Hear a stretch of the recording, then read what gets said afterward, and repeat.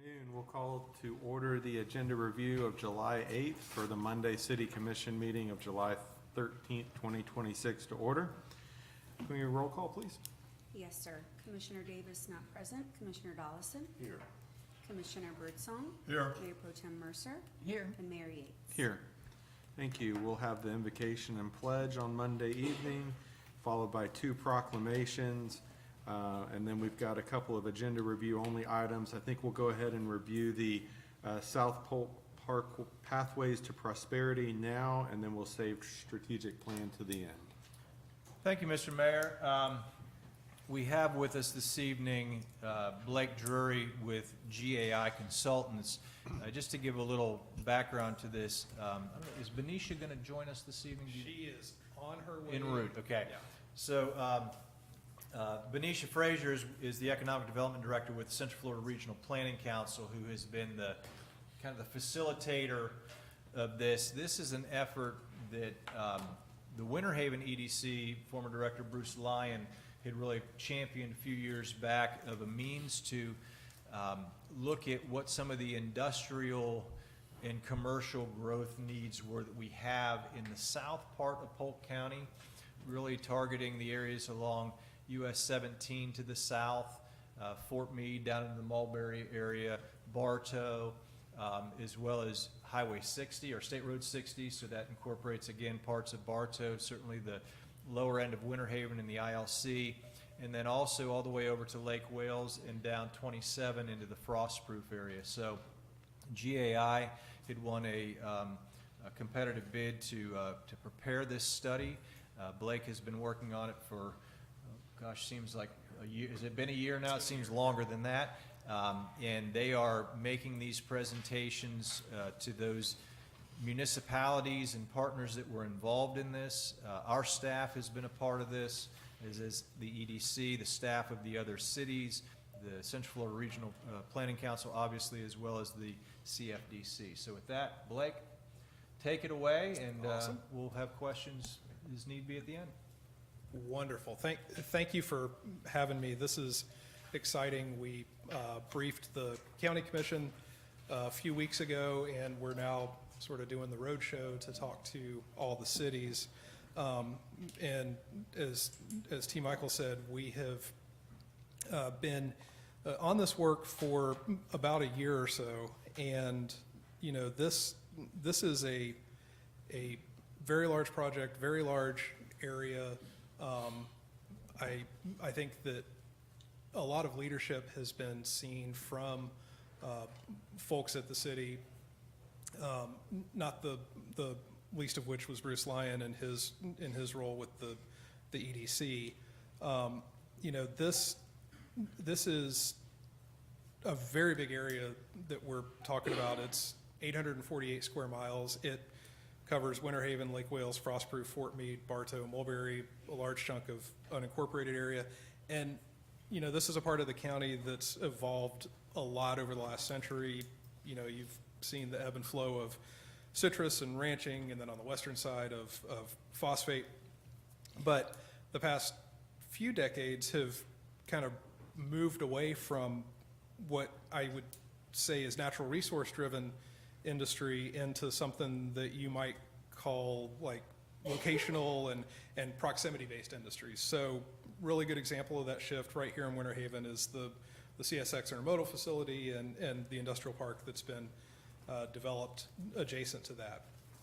So the vision for this work is to see how we can transform South Polk County's key transportation corridors into a resilient, connected, and economically vibrant regional network. We'll talk about what that means in a second.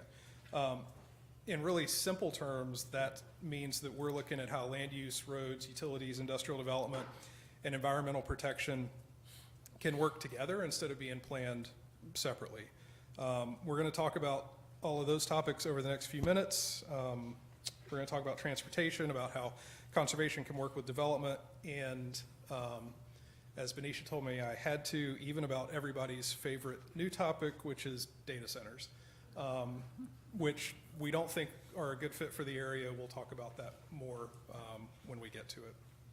So As we said, this is a really big study area, and as T. Michael pointed out, we're really focused on the three corridors of 60, 17, and 27.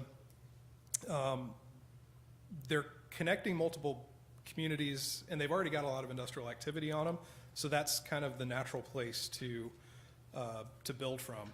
Now, specifically, we're looking at that 2-mile area from each one of those corridors, and we picked that because a major industrial user is really going to want to be within that distance of a major highway. So that kind of helps us focus on places where we've got transportation access, we've got land use in place, and those things with economic development can be more closely connected. The demographics are what you'd really expect for this area, and pretty much in line with the county. I won't make you read all the numbers on here. We've got a report that Benicia has that goes into far more detail, but there's a couple of really important things that kind of flavor an approach here. One is that this study area is a net exporter of employees. So that means a third more people leave the study area for work than come into the study area for work, which is a little bit surprising, especially when you consider how much industrial there is in the area. The other is, if you can see on the right, is that there's really been a shift in kind of the employment character related to the target industries of the region. So ag employment has dropped by about 2/3, but transportation, wholesale, and trade employment has risen. And so that's kind of consistent with that kind of trend I talked about in the beginning of this move toward more of a locational-based industry. So we didn't just jump into doing recommendations, and this is part of what this year has been. We listened and learned, and we studied a lot of data. So these are things that came out of those conversations with each one of the cities, with the various EDCs through the area, and they're really meant to kind of set up what the strategy is trying to solve. So number one, and I'll kind of go through these a little more quickly than I might have planned to, but the first, oh, my time's up, sorry.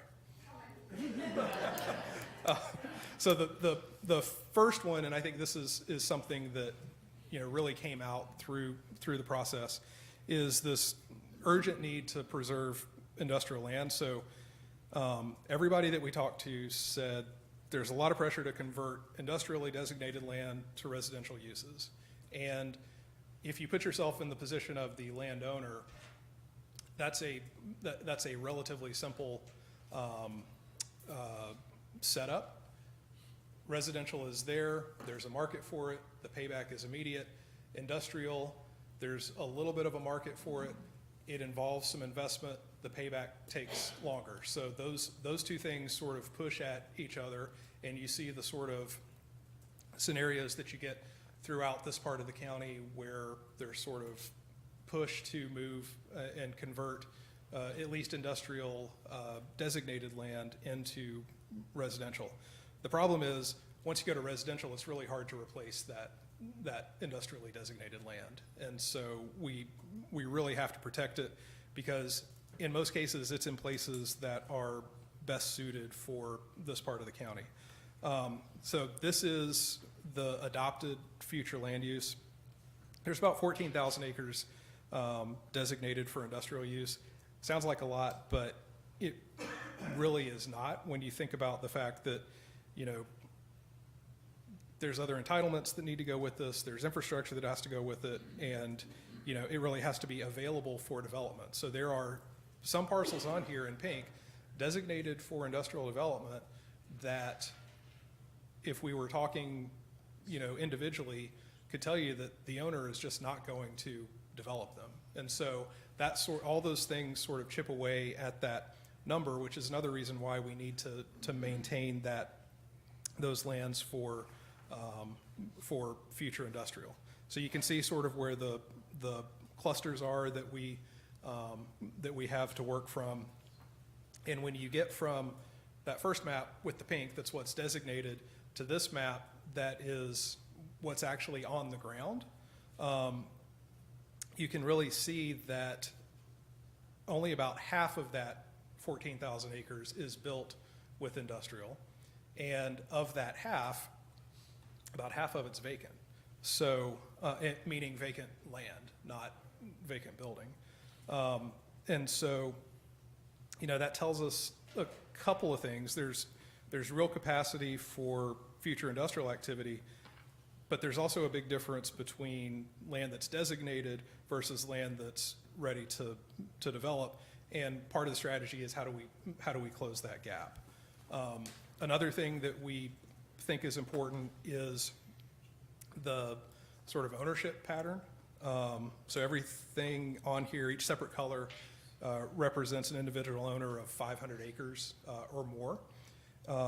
And so these, I think, are opportunities because these are big contiguous properties. They're the best chances to develop large-scale opportunities, and I think we're going to show how we can build off of that.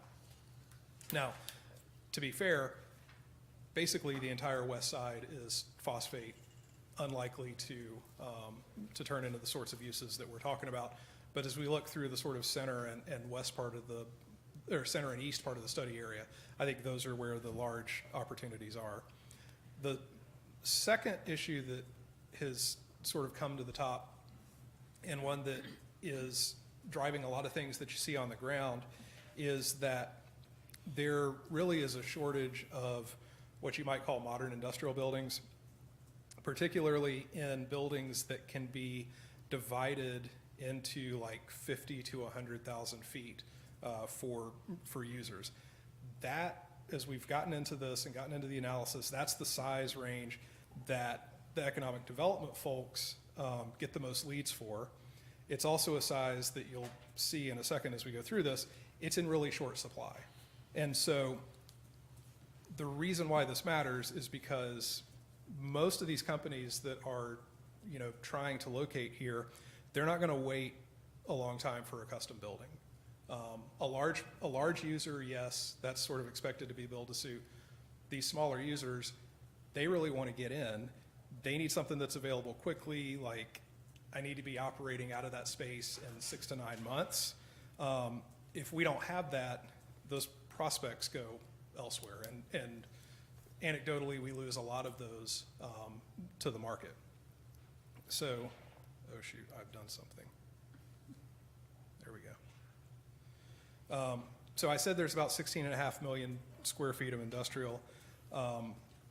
If you sort of parse that out into modern industrial, so think about that as like anything less than about 20 years old, that takes it down to about 5 million square feet. Most of that's concentrated, you know, along 60. You can see the big dots scaled there around the ILC. This kind of reinforces 60 as that important corridor, but one of the really important findings of the study is that if you drill down into that space of like 50,000 to 250,000 feet, so buildings that could be divisible into those you know, sweet spot of 50 to 100,000 square foot buildings, there's about 3.8 million square feet of that. About 200,000 feet has been built since 2004. So that sort of modern building that's easy to move into, easy to, you know, have a user get into it, it's extremely, extremely limited. And those are the places that the businesses that are, you know, going to create the local jobs and support the supplier networks and grow over time, that's the place they start out, and we don't have spots for them. So that's causing us issues with the rest of the market. And that's important because industrial buildings, there's sort of an ecosystem to them. They don't all serve the same purpose. You know, that 1 million plus square foot building, it looks great at the groundbreaking. It looks great, you know, when it's open. It's going to serve a regional or probably in this case a statewide market because of where it's located. Whereas these smaller buildings are going to serve like the local manufacturer, the supplier, the repair shop, the startup. We have to have a mix of all of these sizes. And we've seen a lot of the large footprint buildings come online. The issue is that if we don't have the smaller ones, that limits the capacity to build the bigger ones, because the smaller ones are the ones that give the opportunities for service to the large ones. So the truck that's backed up to that 1,000,000-square-foot building is also the truck that's backed up to that smaller 250,000-foot building, because stuff is going back and forth between them. And if we don't have capacity for the smaller ones, we lose capacity to build the larger ones. So where could things happen? Airports like Bartow and Lake Wales, they're kind of growing beyond transportation into more economic anchor kind of roles. This is, not just aviation related stuff, it's logistics, it's even EVTOL, so electric or vertical takeoff and landing. But airports have to have compatible land use and access and coordinated planning around them. We think that's an opportunity to build on here. Talking about emerging industries, data centers have gotten a lot of attention lately. That historically wasn't the case here in Florida, but it's crept down because perceptions about like climate risk have changed over the years. The reality is that they have huge community impacts, not the least of which are the use of significant energy and water resources. In May, the governor signed SB 484 over in Lakeland, and functionally, that's really going to make it more difficult to develop data centers. It also gives local governments more control over things. So really, as we've done this, we haven't relied on those as a component of the strategy. Infrastructure readiness is another issue that we're trying to deal with. This is another one where you have the sort of chicken and egg question. Think back to those pink sites. Some of those pink sites don't have things like road access, water, sewer, power, broadband. And as we've heard from the stakeholders, almost to a person, waiting until a project shows up before you extend infrastructure, that makes you lose opportunities. And so, not necessarily here in Winter Haven, but there's other sites that I could show you around the study area where like that clearly has been an issue, and that specifically is an issue in that smaller footprint size where people need to be in right now. So when we think about infrastructure, roadways are a key component. This sounds complex because we're calling it a roadway stress index. It's kind of a simple idea. If you expect industrial development growth in places that already have congestion, the roads are going to become barriers to development. And State Road 60 is, of the places within the corridor that we examined, it's 5 of the 6 top potential roadway stress segments.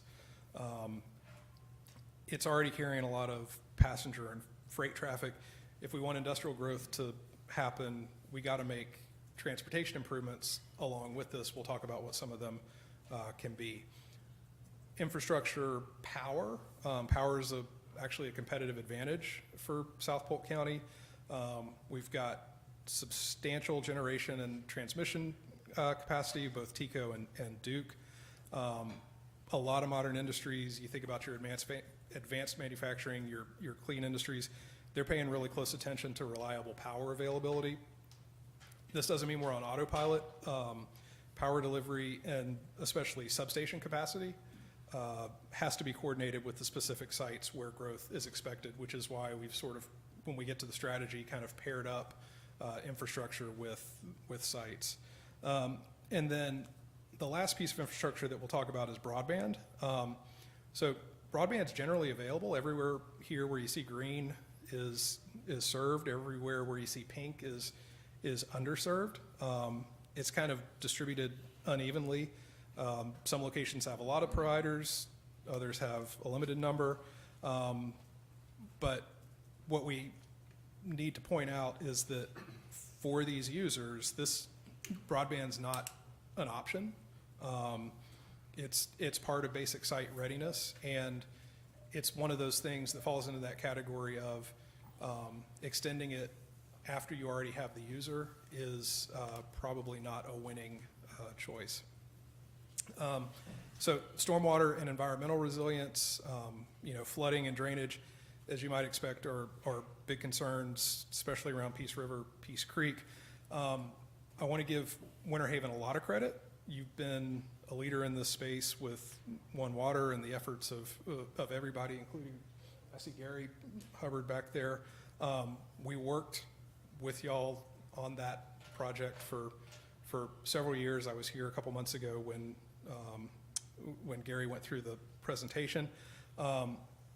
So you've been leading this, but what we found out as we've been through all of the work is that other cities support planning for things like water storage as regional infrastructure. And it's important because it's got to be a regional sort of solution. And we think that there's, through the leadership that y'all have shown, we think that there's others within the region who are willing to participate as well. And we think that's a good thing, because if you think about the environmental systems, obviously the Peace River is the dominant natural feature, and then it's fed by Peace Creek, by Bowlegs Creek.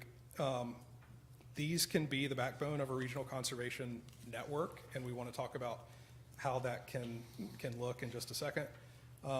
Another piece of the study area, maybe outside of Winter Haven's purview, is the FEGN, or Florida Environmental Greenways Network. They've identified a priority 1 connection, meaning there's land that probably needs to be set aside as development happens down in that southeast corner of the study area to connect with other kind of important regional wildlife areas to make sure that connection doesn't get breached. So now we'll move briefly from what we learned to, okay, what can we do about it? We've got some strategic moves. They're kind of in 4 categories: land use, transportation, stormwater, resilience, and infrastructure. And they're really intended to help South Polk County compete for economic opportunities and improve quality of life. We don't see those as 2 separate and distinct issues. We think they're combined. So, as I said, this is a strategy, meaning this isn't a land use plan, this isn't a capital improvements plan. This is a strategy that can help to guide all of the component partners in it. This slide sort of shows the words behind that. We've got some images as well. It's got 3 big outcomes right in the middle of the slide: meeting market demand for modern industrial opportunities, moving people and goods safely and efficiently, and strengthening the natural environment. And then, in order to make it easier to follow, we've sort of broken it out into 4 strategy areas of land use, transportation, stormwater, and resilience, and infrastructure. So overall, this sort of summarized the development strategy. And like I said, this isn't a development plan for parcels. This isn't a capital improvement program. What it is a framework for showing where different kinds of actions ought to be considered. The goal is really to focus growth around assets like airports, ILC, existing industrial clusters, other major corridors, but also protect neighborhoods and the key environmental systems that we've outlined here. So I won't go into terrible detail on all of these, but specific to this portion of the county, this set of ideas is really focused on industrial expansion and conservation. So things like expanding industrial maybe to the east of Bartow Airport, connecting that down to State Road 60, expanding kind of south from ILC towards 60, we think is an opportunity. In Lake Wales along Hunt Brothers Road, and around the airport, and then tying that together with a primary conservation network of wetlands and floodplain protection is important, because that growth doesn't have to be at the expense of environmental protection, and we think that that can actually offer a benefit to potential development. As we sort of focus on transportation connections, we think that there's, shown by 6 and 8 and 7 here, some potential new north-south and east-west connections that are going to reduce pressure on State Road 60. The very simple idea is redundancy. If everything has to depend on one corridor, then congestion safety is only going to get worse.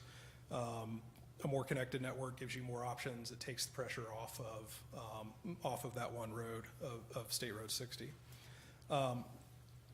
Thinking about sort of the west side of the study area, there's opportunity in Mulberry to modernize and intensify a little bit. There's a couple of sites in Bartow that proactive utility expansion could be able to help.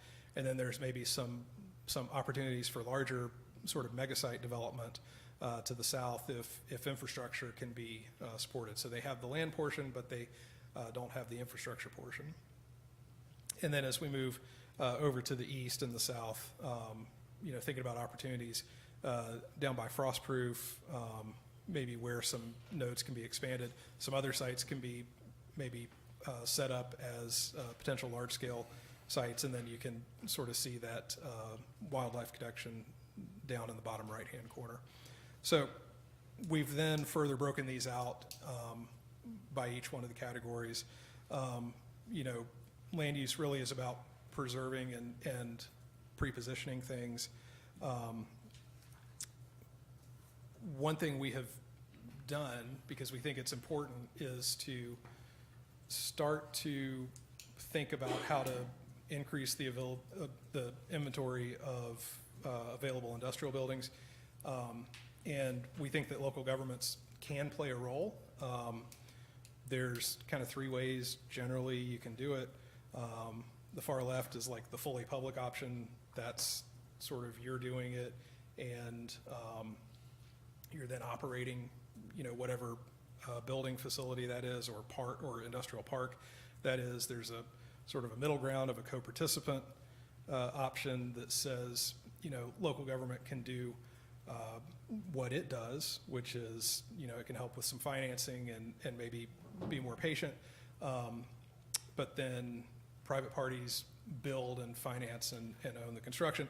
And then the incentive option, is sort of the kind of least intensive, which is you're just providing incentives on demand. And so remember, again, this is a large study area with many jurisdictions. And so,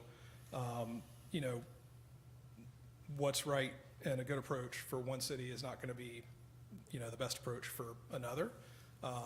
Some of these take a pretty high level of sophistication to pull off. And so we wanted to kind of plant the seed that these are things that we think you need to be thinking about in order to kind of diversify your industrial market. Transportation-wise, I think we talked about this. New connections, redundancy. We're not just, even though this is an industrial study, we're not just trying to move trucks faster. We're trying to improve safety, reduce impacts on neighborhood, and ultimately make these industrial sites more competitive, which is, I think, key to the process. We talked about the roadway stress index, and so a lot of the things we've proposed here as potential new connections are things that are really trying to take pressure off of State Road 60. I understand that we've got signal upgrades in the works for the Logistics Parkway and State Road 60 intersection, which I think is a big deal. Turning movements are a challenge. There's limited access. It's got both safety and efficiency concerns. You can see the wide variety of users of this intersection that we have.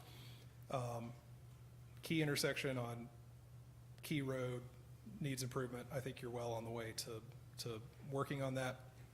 When it comes to stormwater and resilience, this is like thinking about water management in a regional sort of systemic way. We've got some ideas that we've pointed out. The biggest thing I want you to kind of walk away from this with is that if we do it right, the stormwater aspect of this is going to reduce flood risk. It's going to support development. It's going to improve water quality. It's going to create a community amenity. And none of that is at the expense of development, and none of the development is at the expense of the environment. We absolutely can manage both of those. We've sort of laid out a hypothetical way that primary conservation network, which is sort of the big, fat, sometimes skinny, sometimes fat line through here might work. So this is kind of illustrative of the concept. Mind you, this primary conservation network, that's a key part of your One Water approach. And our goal has been to try to expand that approach to all of the areas along Peace Creek and downstream to the Peace River, so it's not operating in isolation. Instead of thinking about treating wetlands and floodplains and ponds kind of as separate pieces, we can get those connected into sort of a bigger system that can have all sorts of benefits, like storing water, reducing downstream flooding, supporting wildlife, creating trails and open space, and actually be a benefit to, beyond just the users of the industrial site.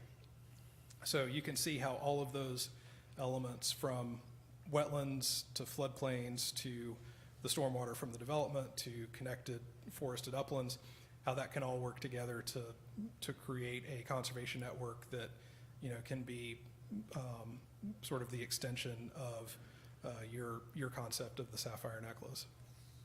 And then as we sort of pivot to infrastructure, really the strategies here are about readiness. For all the non-planners, just kind of understand that companies are choosing places that are ready, and if the roads, the utilities, the power, the broadband, if they're not in place, or if it's even unclear about when they'll be in place, we're going to lose opportunities to other locations. Thank you for kind of sticking with me through this. I know it's a lot of information to take in, but I think it's a really important topic. I guess I want to reinforce that this is about kind of positioning this part of the county for long-term prosperity, and it takes working together with the other communities.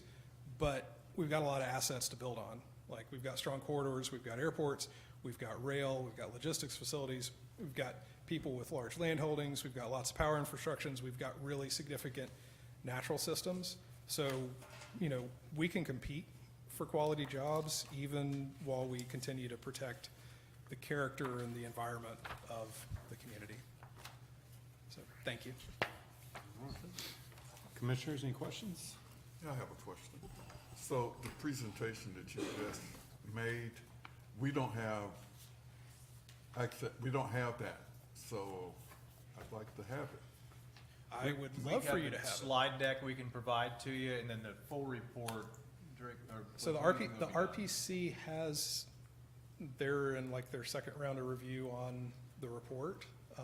I could talk to Benicia about giving it to you as a I'll draft. probably get a copy at our meeting, now that I think about it. All right.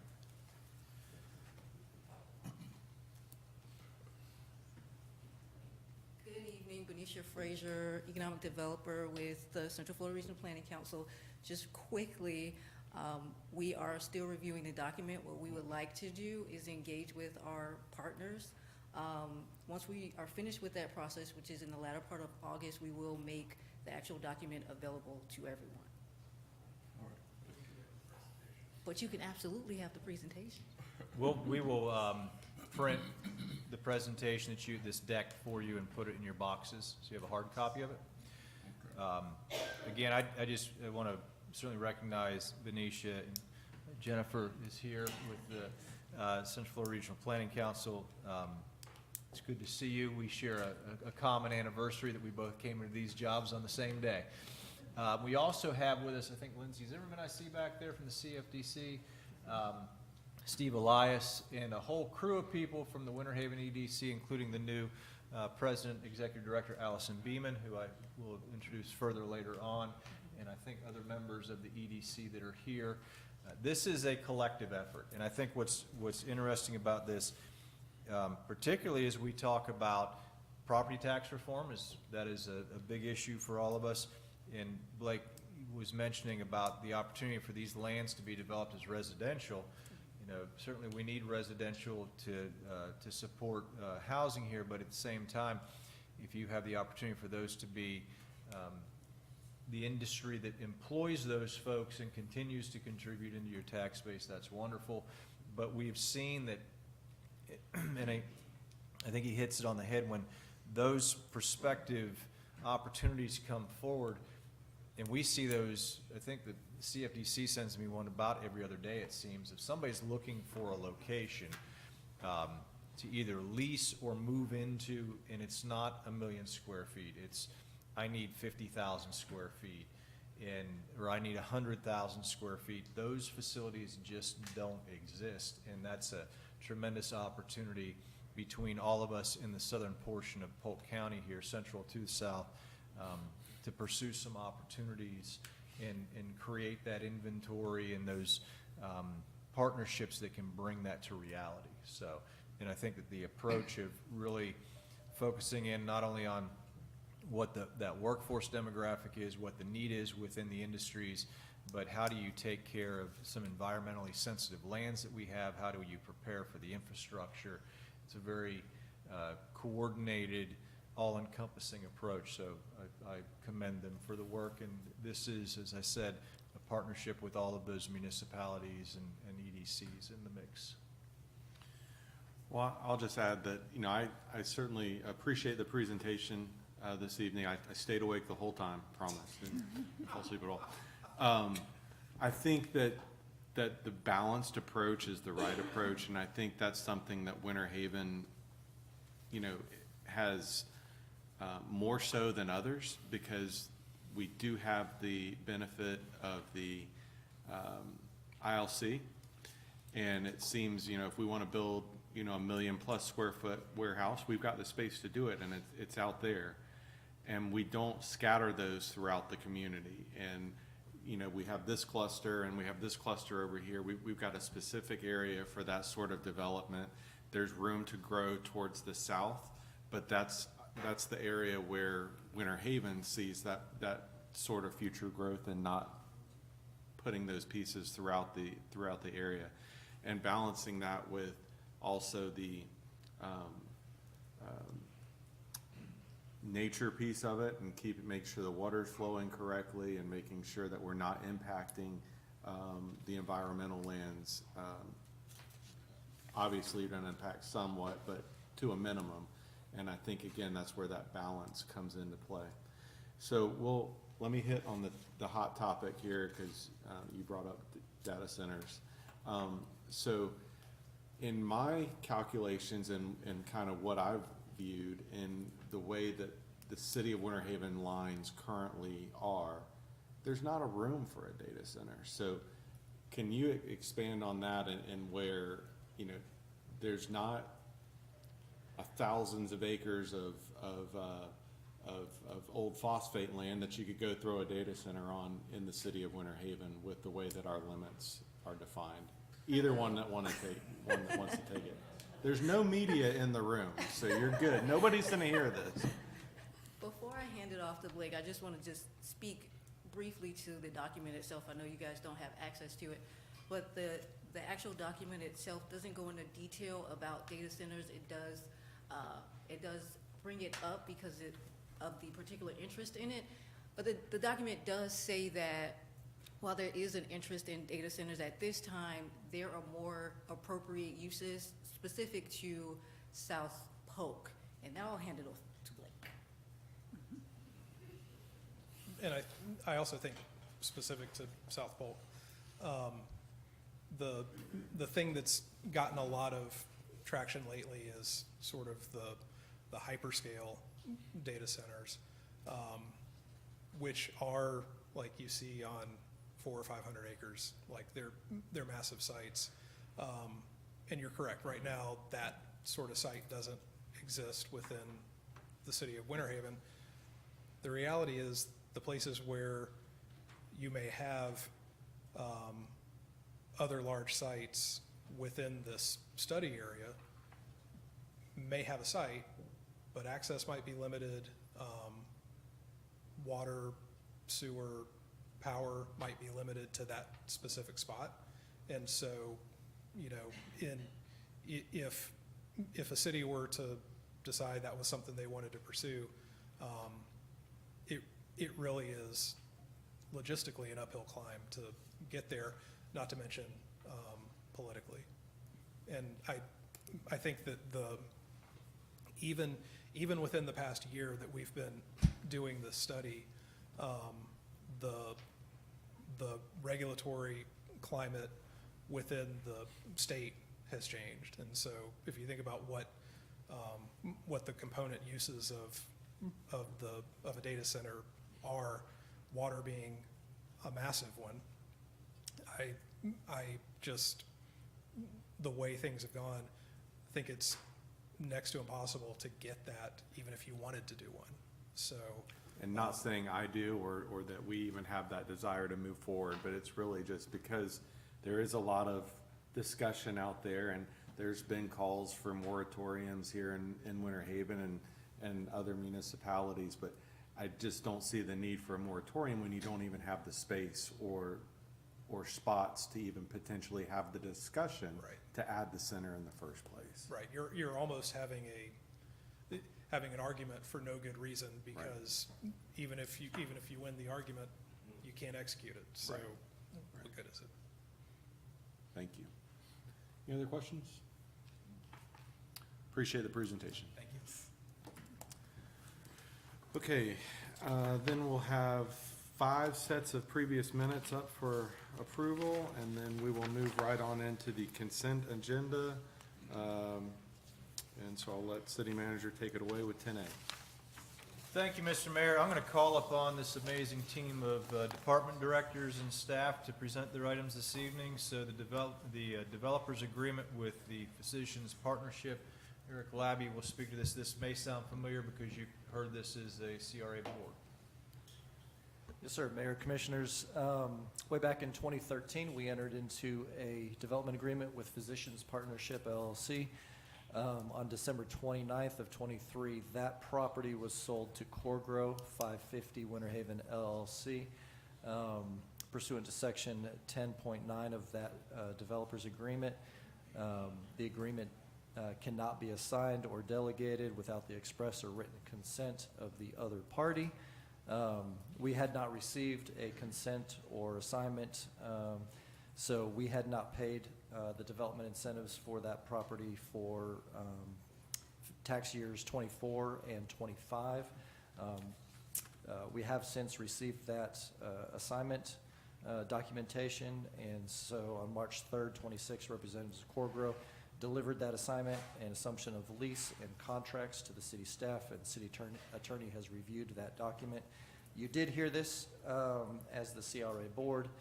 Staff does recommend that you would approve and consent to the assignment and assumption of the leasing contracts document with Physicians Partnership LLC to Corgrow 550 Winter Haven LLC, and authorize the mayor and other city officials to execute the consent or anything necessary thereto. Stand for any questions you may have. Commissioners, any questions? I think we're good. We'll move on to 10B.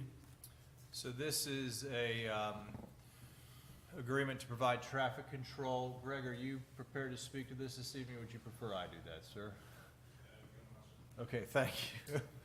So oftentimes within private developments that are gated, the roads are maintained and owned by the private development, and they will reach out for assistance with law enforcement, for traffic control. So the Peace Creek Community Development District, this is down off of the south end of County Road 653 by the new elementary school.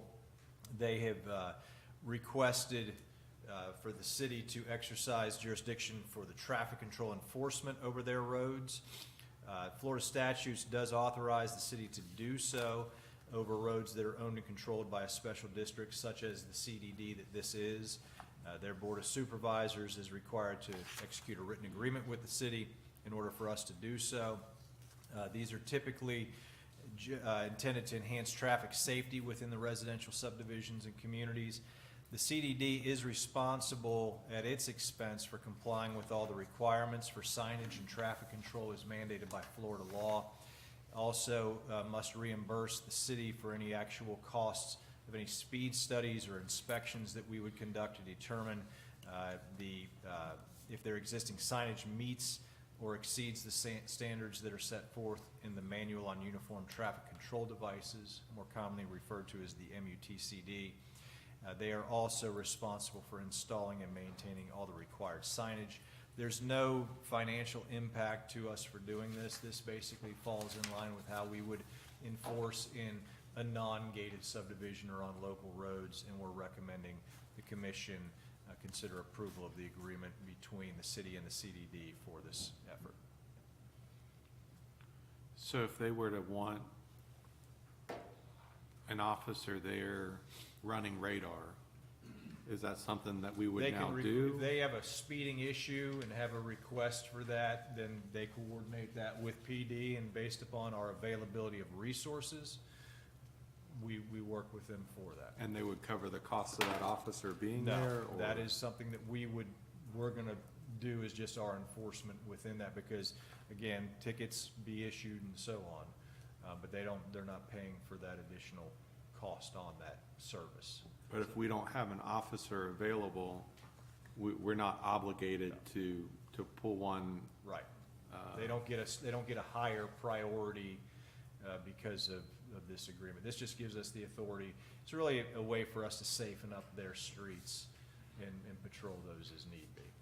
And if they wanted to have an off-duty officer assigned for a specific time of day on a specific area, they could do that, and that would be at their expense? They could do it. If they were having a special event, I'm looking to Greg, if they were doing a community parade or something and wanted to procure an off-duty detail from us, they can certainly do that as well. We have these in a number of gated communities. It's just a means that if you don't, then we don't have the authority to go in there and address speeding or people operating vehicles that they shouldn't be, so on. Yeah, I mean, I'm just thinking there's a reason why they're asking for this. I'm just trying to figure out exactly. Yeah, Greg, do you know of any particular issues that are happening within this one? Yes, sir. So they're trying to rectify some issues with parking, speeding, improper vehicles driving on the roadway, certain e-bikes, motorcycles, things that on our normal roadways here in the city we'd be able to easily enforce with either doing a traffic stop, issuing a warning, and or issuing a citation to correct their behavior. In these cases, because the roadways are not within our jurisdiction, technically, it's almost like a road warrior style. I mean, anybody can park anywhere, they can drive anywhere, do anything, as long as it's not a criminal act.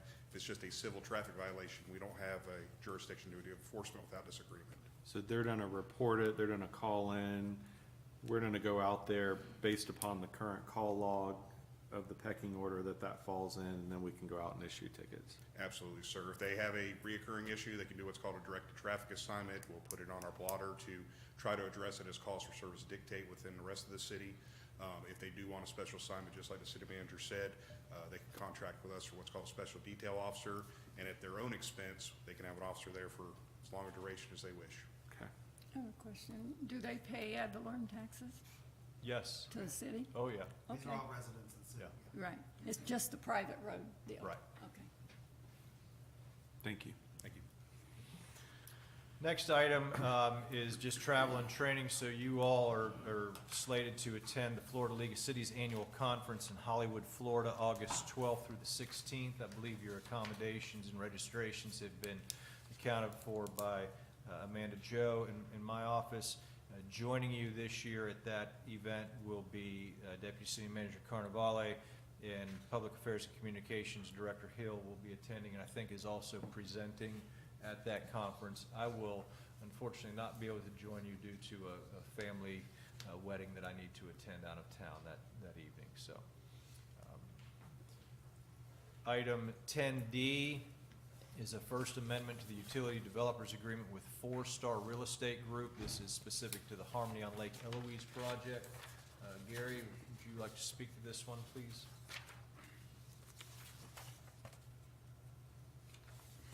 Good evening, Mayor, Commissioners.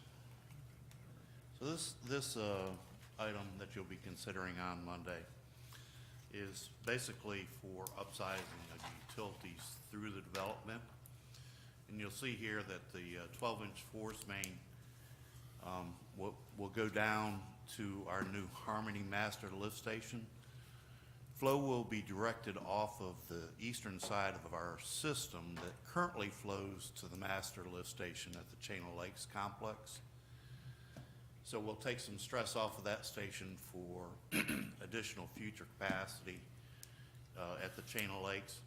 And this upsizing of this force main has been already in place. And so this is reimbursement for that upsizing effort.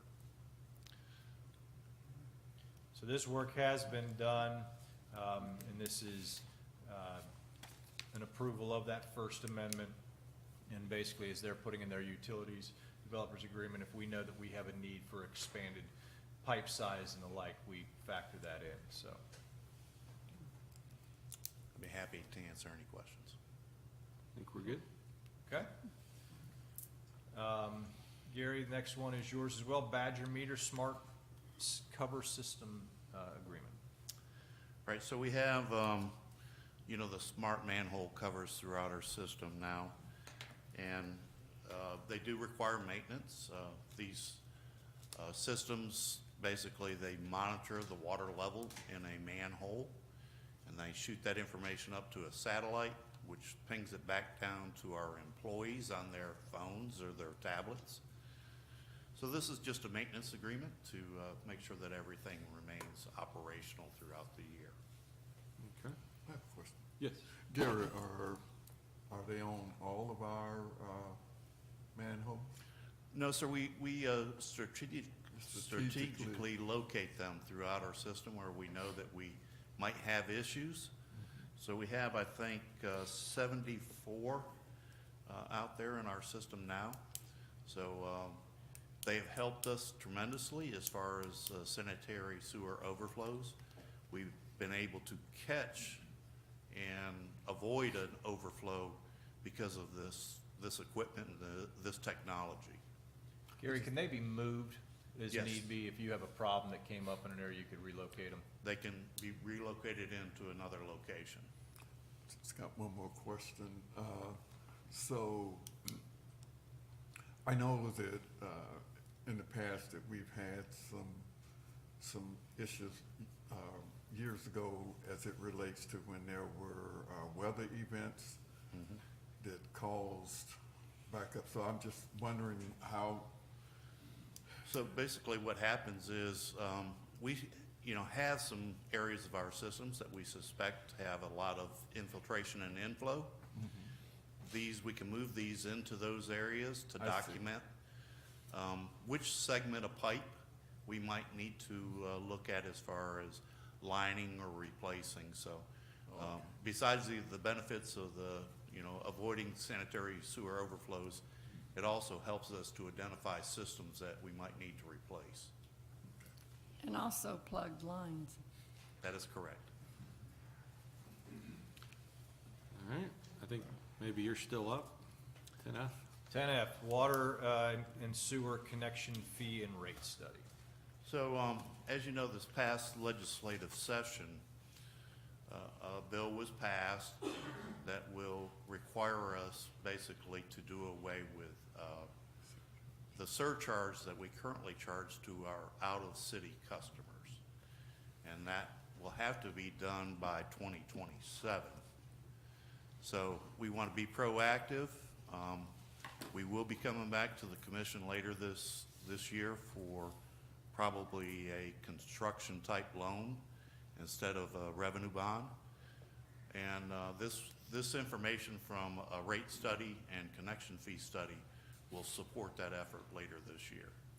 So just a couple things with this to add to that. So that surcharge means that the rate structure that we adopted in 2024, August of 2024, is built off of what your rates are for your inside folks and your outside folks and what your CIP is. Well, if you're having to change that rate structure, one coming down, one potentially coming up and balancing it out there, we need to know what that number is going to be and also verifying against the current CIP. So we do expect some changes within that. We've also asked for Raftellus in this scope of work to contemplate an environmental surcharge that for us to give for you to give consideration to, for us to certainly be able to advocate if it makes sense, that would help with things such as septic to sewer conversions, as well as environmental land acquisition efforts that have a community-wide benefit. So it's really driven more so by the change in the legislature and what we're allowed to do, but it kind of ground truths where we are today. Yeah. Additionally, our current rates are in 5,000 gallons chunks. There's a rate for 0 to 5, 5 to 10, 10 to 15. We're also going to look at maybe possibly changing that into 4,000 gallon chunks to help with our customers that are on fixed income, and so we'll be looking at that also as we go through this process. Yes, sir. So the study, we've got to, when we build our budget for 2027, 28, that's when we've got that fee. That's what we would be looking at, yes. Because we have to remove it. Yeah. One more question in reference to that. I thought that maybe there was some room for the surcharge fee. You can do a surcharge, but there's the automatic surcharge that has Okay. been in place for that's the longest period. That's what went away. You can actually do a 50% surcharge. okay. First 25 can be automatic, and then you have to justify the next. okay. The way that it's reworded, and I don't have the exact details of it, but you can still do a surcharge. The process to do so has become extremely laborious and complex, and basically is an annual exercise you have to go through. And at the end of the day, it's probably more effort than you want to take on to create that justification. You asked the question about the 27, 28, and Gary mentioned that we have to eliminate that surcharge and it varies from community to community based upon bonds that you have out and similar financial debt. In our case, we have to remove that by July 1st of 27. So we've got basically a year to work through this process, and that's why it folds into the 27, 28 budget year. Okay. Right. Okay. As part of that process, we'll make some recommendations for you to consider whether any new rates would be implemented January 1 or the start of the fiscal year. All right. Thank you. So do you think, let me ask this question first. Will this rate study give what that surcharge we need, that we should have for non-city residents So that it's we're gonna- allowed to do? We're going to do away with the surcharge, so it's going to balance the rates. So that's kind of what I'm getting at. So citizens of Winter Haven today are probably gonna pay more than what they did before. That is correct. And so this is another gift from Tallahassee. If anybody's watching on YouTube, understand why your water bill's gonna go up. And it's because a non-city resident who doesn't pay city taxes now, who has to pay a little bit extra for their water, now gets split amongst everybody else. So you have about 30%, give or take, let's just call it 33% of your customers are outside the city limits, 66 are inside. Those 33 are paying a 25% surcharge on water and sewer. That comes off and you rebalance everything. So they'll likely see a drop in their cost, while everybody else sees an increase in the cost spread across twice as many people. Tell me the system's not broken. Yeah, Yeah. I hear you. Yeah, very good point.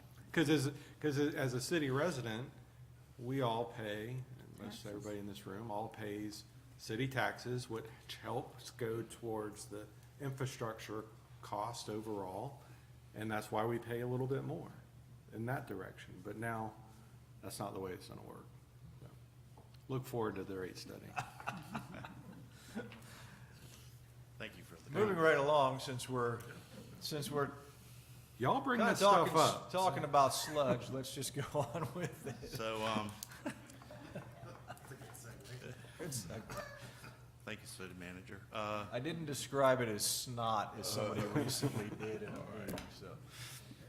So, this is, we're asking for retroactive approval.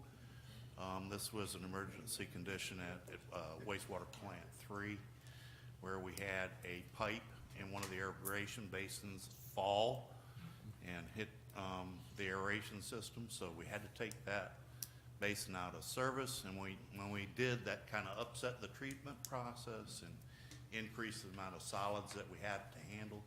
So we asked Centigro to come in and assist our staff with dewatering sludge, so we could get the plant basically leveled out from an operational standpoint.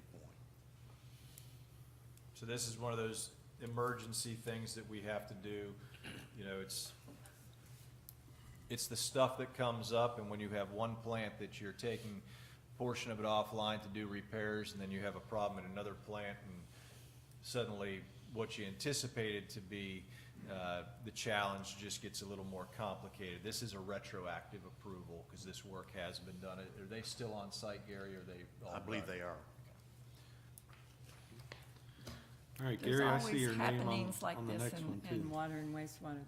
You can't predict it. It just, every day, there's Yeah, something. we have to remain in compliance, and that's pretty much what this is about. And Taco I- Tuesday's a little bit worse than Fajita Wednesdays. I do want to make a point here because I think it's timely that, you know, we've got a couple of things on this agenda that are the emergency repairs that we're asking for retroactive authorizations on, that being one, and one that's yet to come up that Mr. Eilers will present on HVAC at a library. And just to editorialize for a moment, those are things that you can't predict. You know, you respond to, and you've got an extremely competent finance department that helps us identify how do we do that. You've got staff that knows how to troubleshoot it. But as you're engaged in discussions on property tax reform, you know, the big thing that hangs out there is deferred maintenance on systems. And that makes these types of emergency repairs much more common. So while we're dealing with them in 2026, when things are as they are, if you have to defer capital improvements and capital replacements, those maintenance issues will become more prevalent. So, Yeah, additionally, I think, you know, it's important to note that Plant 3 is now 50 years old. You know, Plant 2 is 55, I think, years old. So these are older facilities. So it's time, and we'll be coming before the commission for additional improvements here in the very near future. 10H, Gary? All right, last item. For the water department, as you may know or remember, we have come to you before about the lead and copper rule that's required by EPA, where we are required to remove any lead in our system. And primarily, these are old lead goosenecks. We have found some out in our system, and we are replacing them. So we will be asking on Monday for your approval to basically purchase materials to accomplish these efforts. I do have our lead and copper team here with us, and if you have, I'm going to let him tell you a little bit about the program, some background, and some numbers. So DeAndre, if you would come.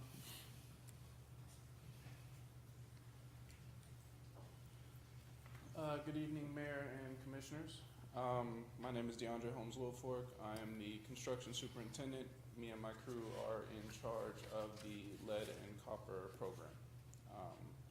Right now, we are currently on a regulatory requirement to have all lead out of water services by 2037. During that time frame, you have progress that you have to meet in order to stay along that timeline. We are currently ahead of schedule on that, but our objective as a department is to get this done as quick as possible. Our team has worked tirelessly to give us this cushion that we currently have, but we want to continue that, and in order to continue that, we need more materials, and we need to also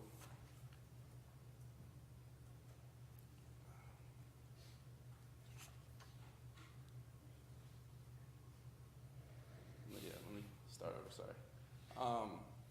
So currently right now, since we began, we have located and replaced 71 lead services. We currently use a predictive modeling program that helps us to find high risk areas for lead to be found at. In order for that predictive modeling to work, we have to do what are called soft digs, which is basically we go out to certain residents that they give us addresses that are more than likely to have lead at those addresses. Once we get there, if we don't find lead, or if we do find lead, once we input that information into the program, once they recalibrate it after a certain amount of soft digs, it gives us a better percentage of accuracy on their predictive modeling. When we started the program, we were at 35,000 unknowns throughout the city out of about 45,000 services. Currently, we are at 14,600 unknowns. So we are more than halfway through the unknowns. With the predictive modeling, those numbers can change, but at the rate that we're going with the verifications, those numbers will continue to drop down. So the materials and fittings that we are going to purchase will allow us to continue on the track that we're currently on to get this done as quick as possible. I don't foresee us being anywhere near the amount of time that's allotted for this. So we should be able to get this done years in advance if we continue and have the materials in order to do that. And that, I think it's important to note, this isn't about lead in the water. This is about lead within the infrastructure, and where we identify properties that are likely to have that, that's based upon the age of the property and when it would have been developed, because obviously there came a point in time when lead fittings and goosenecks were no longer utilized. So you're looking at older portions of the community, and our predictive modeling helps us identify that if you have it in an area, in a house, and there's other houses that were constructed at the exact same time, that's what you're looking at. So they're doing a great job of advancing that, and this is the predictive modeling component, brings some present-day AI technologies, machine learning into that process to our benefit. I have a question. Did you use your billing system as to the age of the homes in the? So with the predictive modeling, Modeling. the company that we use, Trinex, they had access to a lot of the dates on when these homes were built. what we realized, going through the system, when we looked at it, there were some areas that they did not have the information for, but we did. So we were able to knock off a big chunk of the unknowns by going to those areas that we know without a doubt do not have any lead there. They're all new builds. So yes, we do use dates as well as field verifications. Thanks. With the, my understanding is that the lead pipes are at the hookups at the water meter level, and is that? So almost all of the lead goosenecks that we find are actually at the connection to the main. You'll have a corporation stop, which is a way for us to shut the water off directly on the main, and coming off of that corporation stop will be a segment of pipe that is lead, and it'll usually lead to a galvanized line going to the service. Yeah. You can't just take the lead gooseneck off because galvanized has a tendency to leach the lead that's coming off of that fitting, so now that galvanized is also contaminized as well. So we replace all the way from the corp up to the meter. As city manager mentioned, this is just another use in our department of innovative technology and using AI. So we're using every opportunity that we have to improve the efficiency of our teams. Thank you. Thank you. Your next item this evening, I'll invite Mr. Eilers to the podium. Happy to see this coming forward. This has been a heavy lift for what seems like a few years now, but we have a cooperative facilities use agreement between the city and the school board. We've had these in play for a number of years now. As you know, the schools use our facilities for athletic competitions. We use some of theirs. We're using one right now for our summer camps, but this agreement is the backbone of that. Scott? Thank you. Mr. Mayor, City Commissioners. The City of Winter Haven and public, the Polk County School Board have maintained a successful cooperative facility use partnership since 1990, allowing both agencies to share facilities, coordinate programming, and expand recreational opportunities for residents and students. For more than 35 years, this partnership has maximized the use of public facilities, enhanced recreational and athletic opportunities, and demonstrated a shared commitment to serving the Winter Haven community. The proposed agreement renews this partnership for 10 years, from 2026 to 2036. The agreement establishes priority use for each agency's facilities. By continuing this arrangement, both organizations can effectively utilize existing public infrastructure, avoid duplication of facilities and services, and provide expanded programming opportunities for residents and students. As part of the agreement renewal, the school board will provide a $100,000 contribution consistent with the contribution included in the previous 10-year agreement. This funding will be applied toward the City Commission's 2022 commitment of $350,000 for the renovations to the Dennison Stadium. The contribution acknowledges that the school board's ongoing partnership is supporting shared recreational and athletic facilities and reduces the city's remaining commitment for the project to $250,000. FY26 cash carry forward will be used to support that contribution. The renewal of the cooperative facility use agreement continues a long-standing and mutually beneficial partnership that promotes community access to recreational facilities, supports youth and adult programming, and ensures responsible stewardship of public resources. So the gist of the financial piece of this is that the commission had made a commitment several years back as Dennison the football field was being renovated to $350,000 to go towards that effort. The school board obviously did all that work, and we just have not settled that out because we needed to get this agreement done. Because the school district pays us $100,000 over the 10 years for the use of our facilities, and there's other fees that they pay on top of that, particularly in the aquatics arena. Those basically, we apply them against each other, and we'll make a payment to them of $250,000 and put that to rest.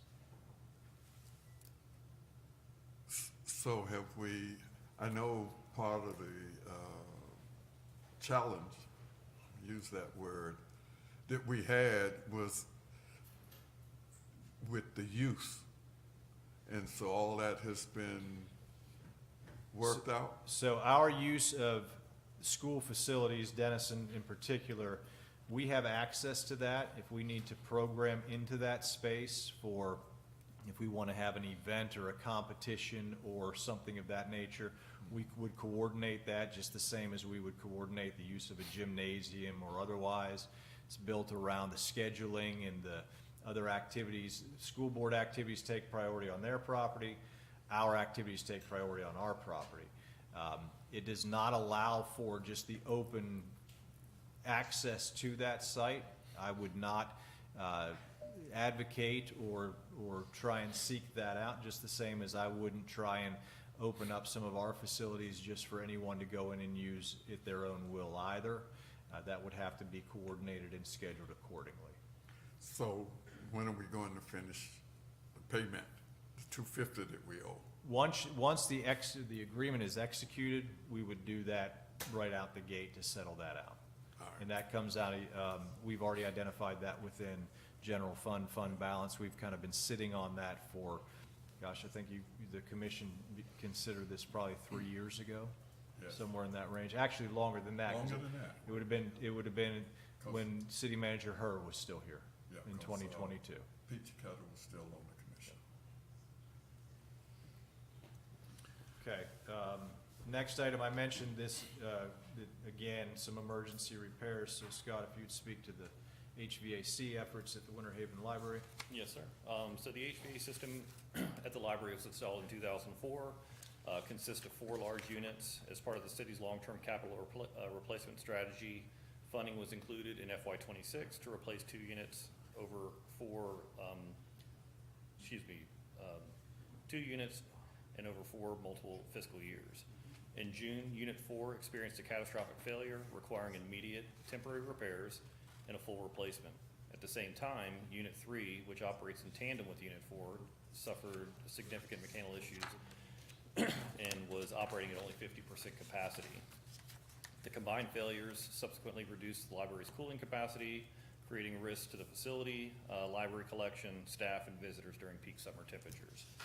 Emergency repairs and replacement increased the total funding of FY '26 projects from a budgeted $150,000 to approximately $198,837. Staff identified sufficient savings from completed HVAC projects at Rotary Park and the Pet Building to fully fund these emergency expenses through budget reallocation, eliminating the need for additional appropriations. The revised replacement schedule will complete Unit 4 in FY '26, replace Unit 22 in FY '27, and defer the replacement of the system controller to future fiscal years, depending on final project costs. Staff recommends a ratification of the emergency HVAC purchases and approve. So this is work that has been done. This came up just a few weeks ago, certainly in the peak of the heat. Libraries are special places, not only in the sense of the people that utilize those, but that is a massive asset that the city owns in terms of a collection. And when you don't have climate-controlled space, if you're not cautious about that, you can lose that collection. So want to commend staff for their quick action on that. I think they also had some electrical issues just in the past 7 days with AC down there that they were quick to respond to. So, thank you, Scott. Yes, sir. Thank you. And last on your consent agenda, Public Works Director Brittany Hart will update you on the item for the Old Helena Road, Cypress Gardens Road, complete street effort. Yes, good evening, Mayor and Commissioners. So on January 23rd of 2023, the Commission adopted a resolution which allowed staff to submit a grant application through the Polk County TPO and the Florida Department of Transportation for funds to reconstruct a segment of Old Helena Road from Legoland Way to Cypress Gardens Road. With that project, our application consisted of information that we would improve the roadway, but we would also add a path that would then tie into the existing sidewalk on Cypress Gardens Road. And so that only comes up a portion. If you're familiar with the area, the sidewalk comes off of Cypress Gardens Boulevard, up Cypress Gardens Road to about the Walgreens area, and then just ends. So we would tie back into that and create a new walk path. We would also do a realignment of the road to create some traffic calming in there. We would need to do some drainage improvements. We would also be enhancing the bus stop that is there within that facility and making sure that that shelter is up to date. FDOT did accept that grant application and awarded the city $883,140 for the purpose of the construction of the project, and that would be anticipated in FDOT's fiscal year 2028. So in order to move forward, the city would be required to fund the projects designed, and then we would also be responsible for any construction cost exceeding that $883,140 award. So Kimley Horn and Associates, a firm who is under the city's master continuing professional services contract, prepared a scope for the design of the work, and that scope included survey, geotechnical work. They would also attend all of our progress meetings. They would do our permitting assistant. They would prepare 30, 60, 90, and 100% plans and ensure that those are submitted and approved by the FDOT. And they would also participate in the preparation of the bid documents. We anticipate, if approved this evening, getting started with Kimley Horn, and their design would be completed in the summer of 2027, just in time for us to move into the FDOT fiscal 28 for construction. So Kimley Horn's lump sum fee for the design is $311,865. A total of $285,000 has been budgeted for this effort within the Transportation Fund in the fiscal 2025-2026. There's a balance remaining of $26,865, which would be funded through cost savings that we've had on other projects, and those dollars also live within the Transportation Fund. It's important to note, so this aligns with our strategic pillar alignment. The infrastructure pillar, specifically 3.2.5, which is to improve our pedestrian network and improve any of those gaps that we have to get our pedestrians to and from. So our recommendation is staff recommends the City Commission approve the task order with Kimley Horn and Associates and authorize the city manager or his designee to execute that task order, issue a purchase order, and take any additional actions necessary to complete the design phase of Old Helena Road's Complete Street project. So it's a little different than the typical complete streets that we see that, you know, may fit like you have out on 3rd Street right now. This is probably more in line with some of the work we're doing on Roosevelt, you know, trying to make sure we've got pedestrian access, good stormwater management in there. Yes, this won't be our typical roadway project where we're seeing major changes to the intersection. There will be a small realignment just to make room for that pedestrian path, but there won't be a roundabout or major intersection improvements.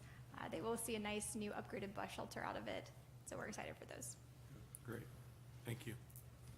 I'm going to ask under resolutions for Deputy City Manager MJ Carnevale to present the item on the 2025 Annual Lakes Report. I will note that Monday, in addition to this item, you'll have what the Lakes Appreciation Month proclamation, so members of our LAC will be here.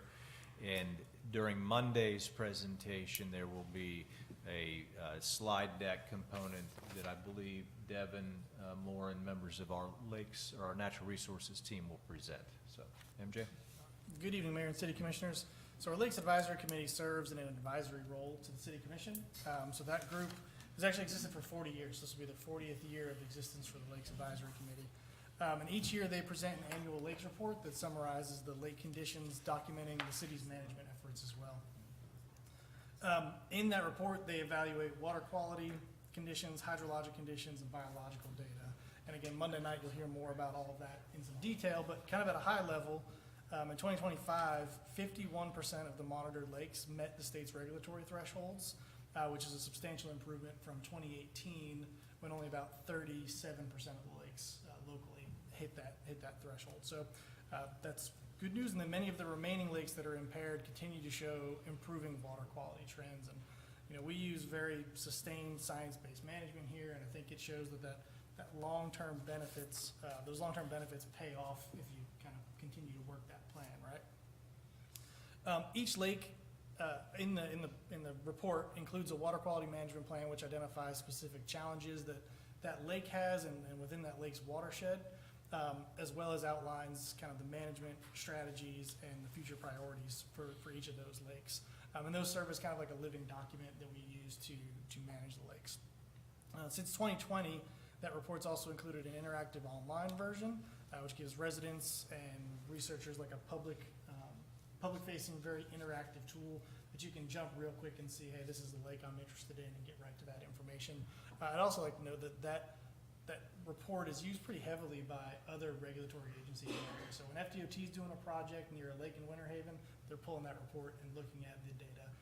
FWC has referenced it, FDEP has referenced it, so kind of the whole alphabet soup of agencies use what is created locally as a reference when they're planning their efforts.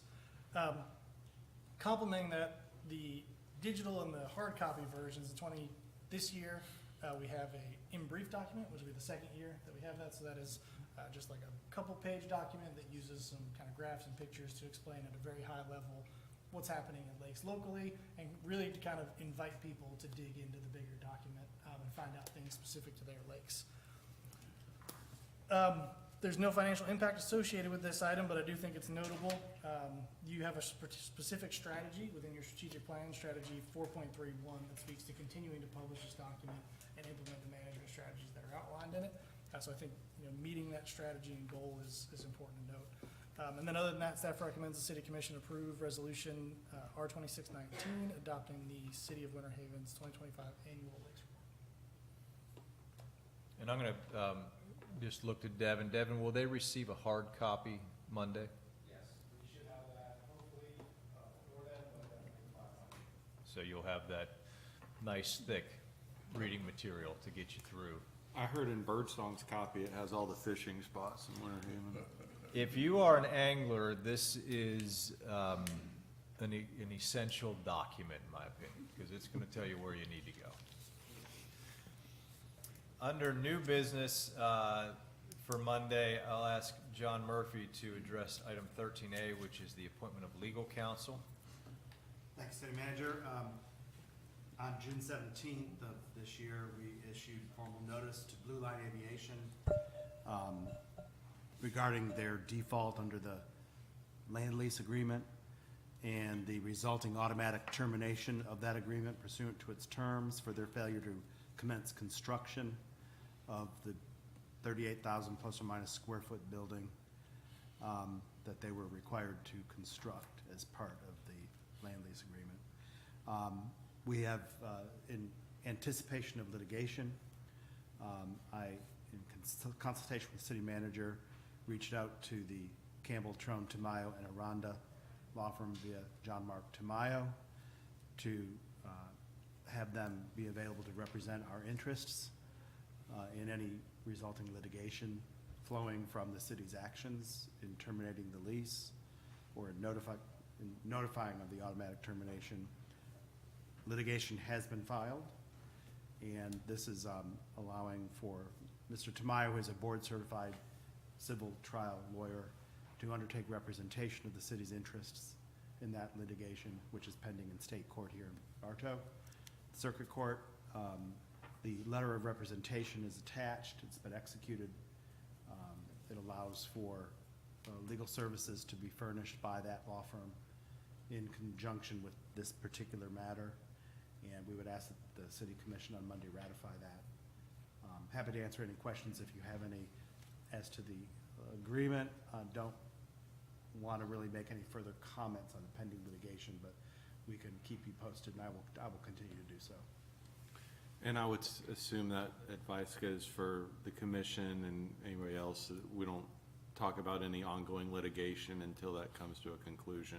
That's correct. And from time to time, I may ask, we need to, for a meeting or strategy sessions regarding settlement potential or what have you, but our general position is that we have no comment on pending litigation.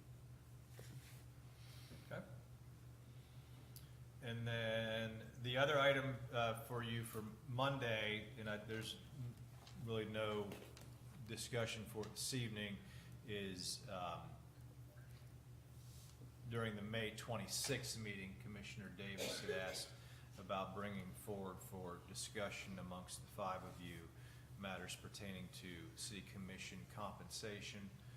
So that is simply what's on here for, I think he shared some information that evening that we had provided from my office on pay structure for our other jurisdictions here in Polk County. So that is just for discussion on Monday, and don't have anything else to report on that this evening.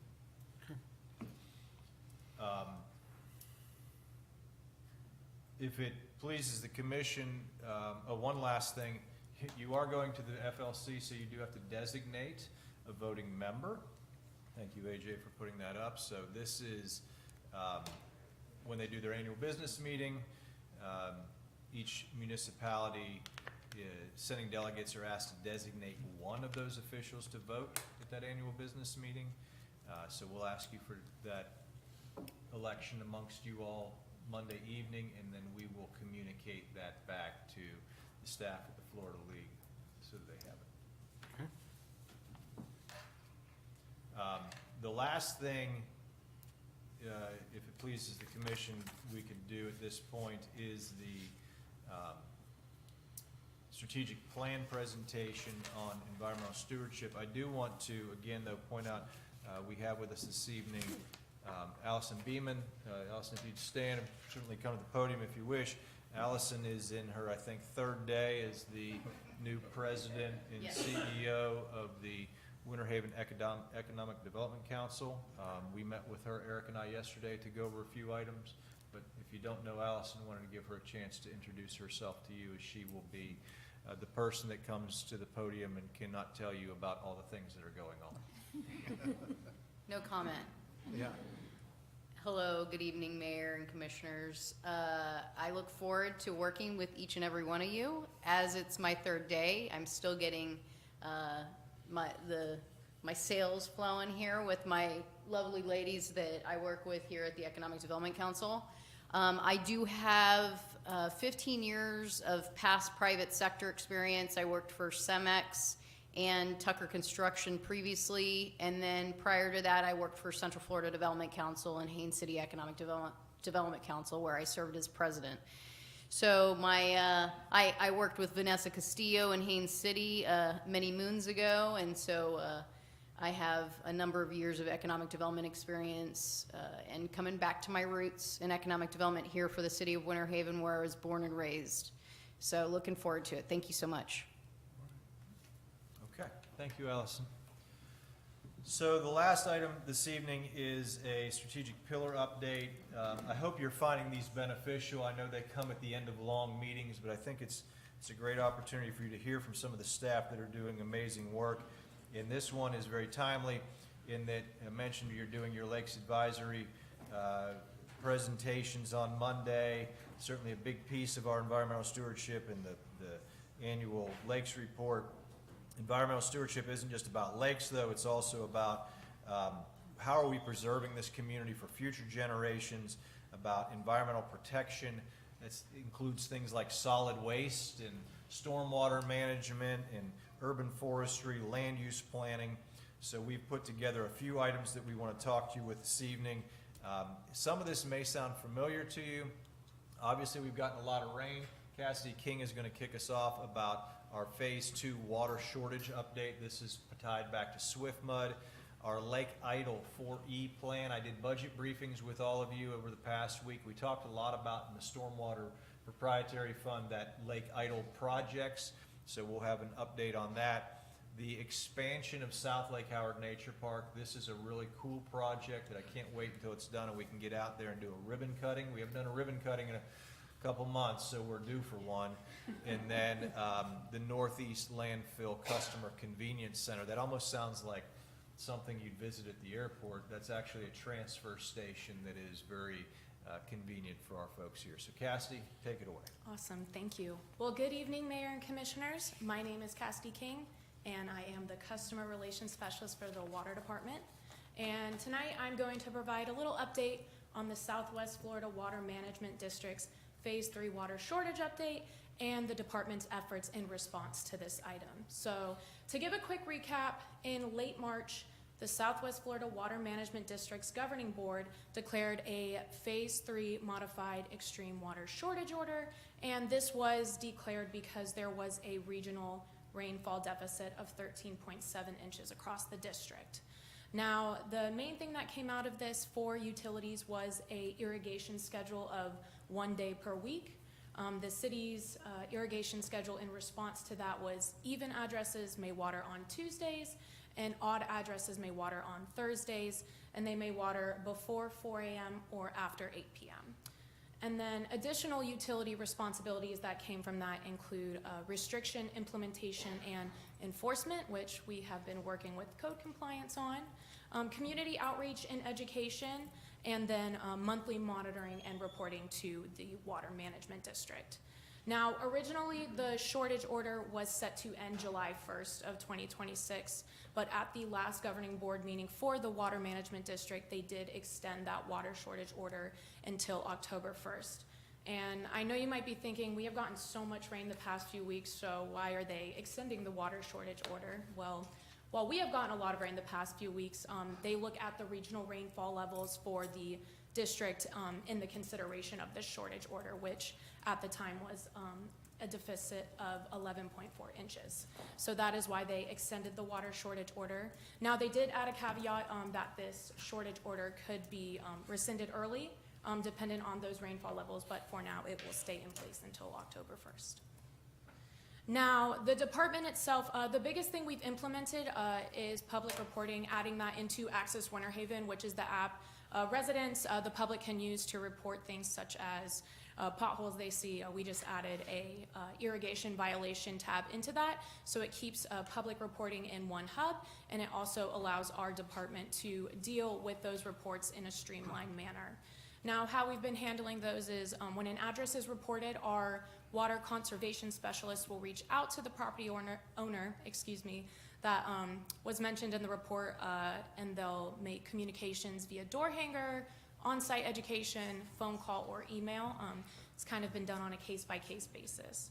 Now, if there are any second reports that have been put into the reporting app, the water conservation specialist will make a direct visit to the property owner and do irrigation evaluation and provide any additional education as needed.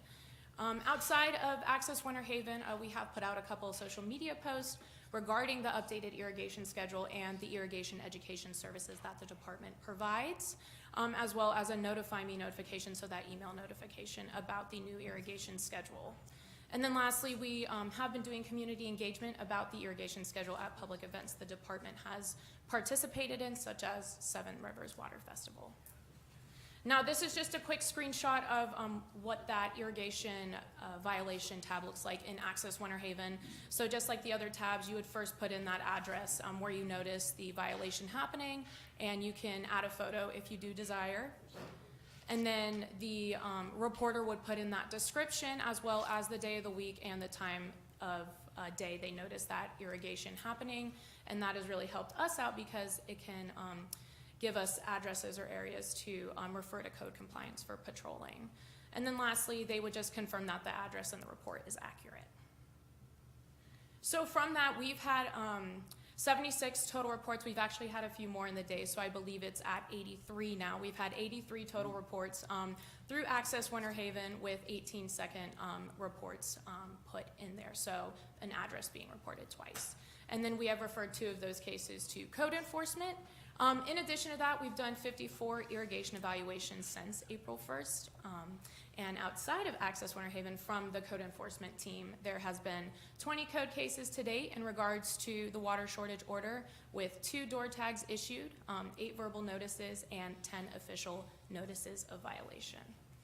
And that is all I have for my update. I will turn it over to Devin for the Lake Idle 4E plan. Can I ask you real quick, on reuse water, are our levels satisfactory? Have we replenished the coffers on reuse water? Yes, so at least from what I know they did a connection between Plant 2 and Plant 3 that has helped with that greatly. So I know last year we kind of experienced a drought with the reuse water, but I don't believe we've had any of that happen this year. Yeah. So, Mr. Mayor, I'll add something to that. So, in years past, all the reuse came out of Plant 2. And we call it the hydrological cycle. If it's not raining, people are using more water, and those tanks drain down, we would not have water for the golf course. People couldn't irrigate their lawns. We made that interconnect between Plant 2 and Plant 3 a few years back. That began to solve that problem. And then with the Motor Pool Road project, they have basically further supplemented that system, so there shouldn't be an issue where you don't have access to available reuse water as the demand is there. Knock on wood, remember, we had a lot of issues with the reuse system as well, of debris and the biofilm and the stuff that would get in the line. That has, that along with pressure issues, we've seen minimal issues in that regard over the past, I'm gonna say, really 12 months now. Thank you. Thank you.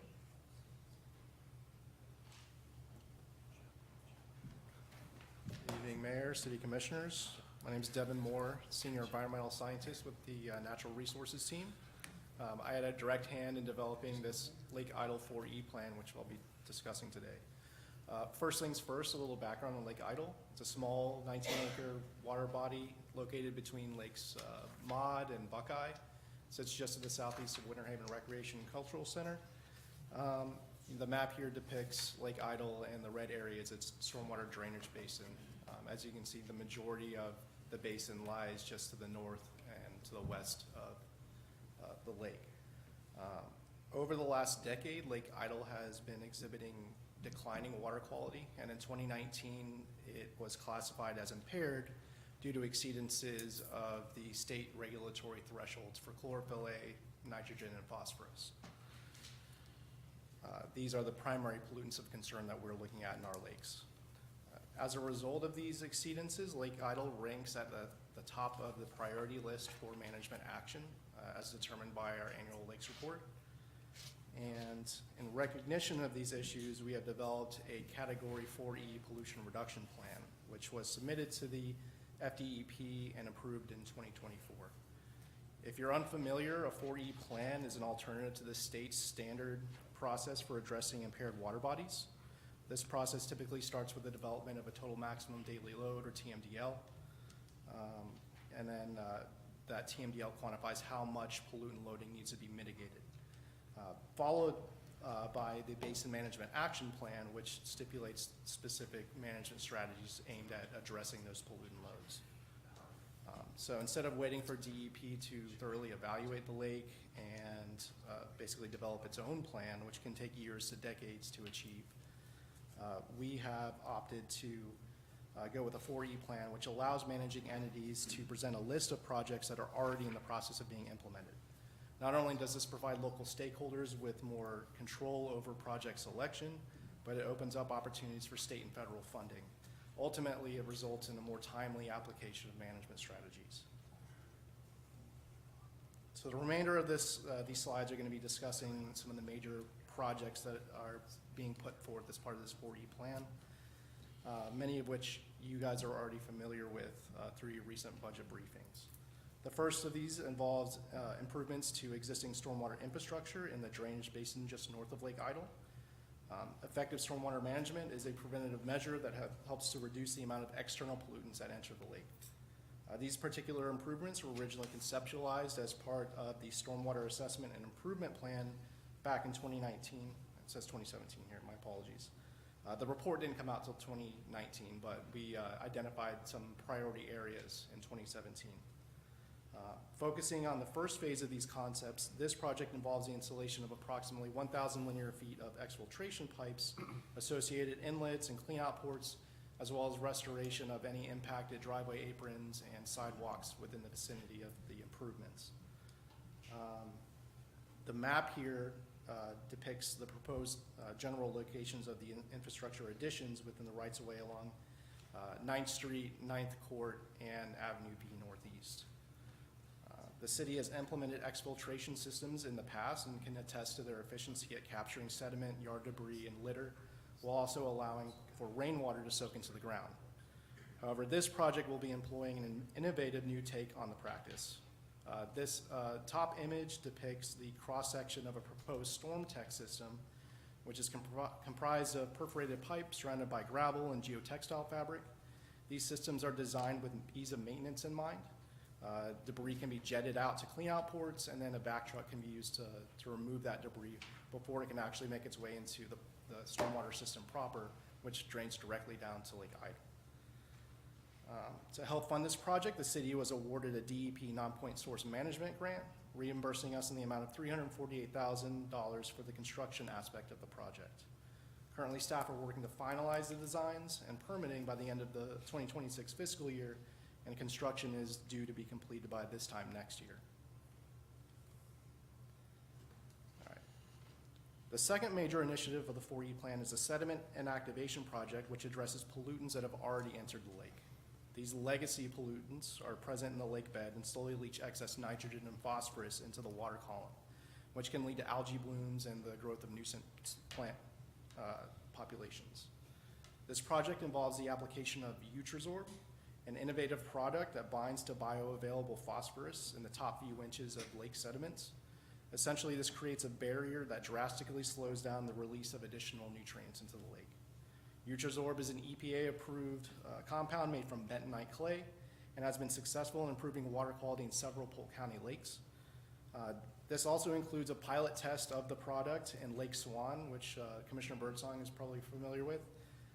This resulted in a successful removal of algae and duckweed growth on the surface of the lake for about a year after its application. So we are personally familiar with the product and its effects and are excited to be employing this innovative technology for Lake Idle.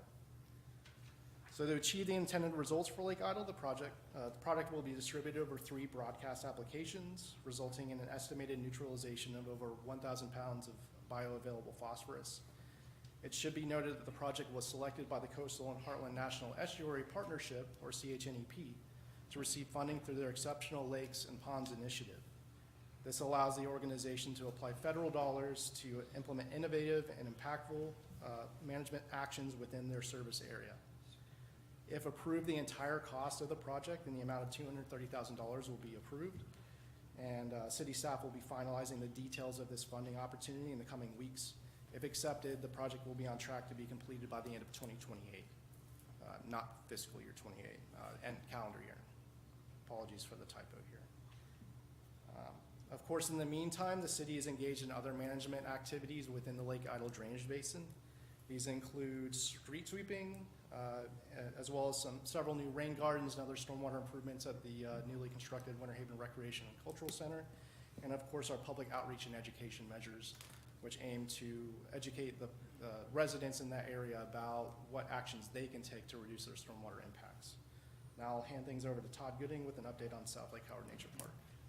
Commissioner, I'd like to make a quick note on that. Just, I want to give some kudos to staff that, Devin mentioned that 4E plan. So that is the city stepping in and saying, we'll take on the responsibility of being in the driver's seat rather than waiting for the state to tell us something needs to be done. And because of that, it kind of opens the door for these other funding avenues and these opportunities. So FDEP funding a project that improves the way that stormwater moves from the watershed into the lake, and then the Coastal and Heartland National Estuary Program, who Mayor Pro Tem Mercer serves on the policy committee. Them allocating that money, those are factors of having, a 4E plan that says we'll take on the responsibility of making this lake better before the state has a need to.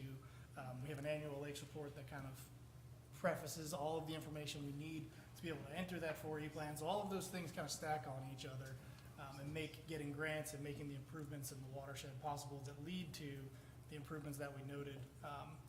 They'll speak to you further in the annual lakes report Monday night. So it's those long-term strategies when you talk about lake management that really start to compound on each other to have a good impact. So just wanted to point that out and give staff some kudos for it. And one more thing, they put your lakes report on their website, it's on there, so. Oh, Yeah, so you need to send them one. I took one the last, maybe 6 months ago, I guess. I took the one that we Yeah. had from last year down. We'll make sure they get a copy of that. Okay. Thank you.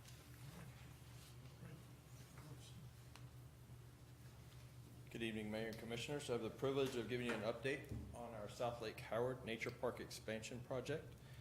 The project schedule, we started this project in November of 2025. We have an anticipated completion date of late July 2026. You can see in the image here, we have a map of the area. Area circled in red was the existing park along Lake Howard, and the area circled in yellow is the expansion portion of the project. We had some environmental-based project goals with this project. First was to address some flooding concerns in the adjacent area. Second to that was use of an acquired parcel where the old radio station was, and we were going to use that for some needed stormwater replacement aspects that were located on that property. Also, we wanted to expand our stormwater collection and treatment capabilities. And then we have some overall project-based goals to expand the existing park for public use with a multi-use design, some park amenities that would be fun for the public and enjoyable. We were also going to use a nature-based approach to this design, and we've provided here a short video that shows kind of the current project progress. And as we work through that, I'll make some comments as to things that park goers or residents may not notice. There was a deadline that's met or exceeded if we complete the project at the July date with an FDEP Heartland Headwaters grant in the amount of $450,000. That has a deadline for December 31st of 2026, and we should meet or exceed that expectation.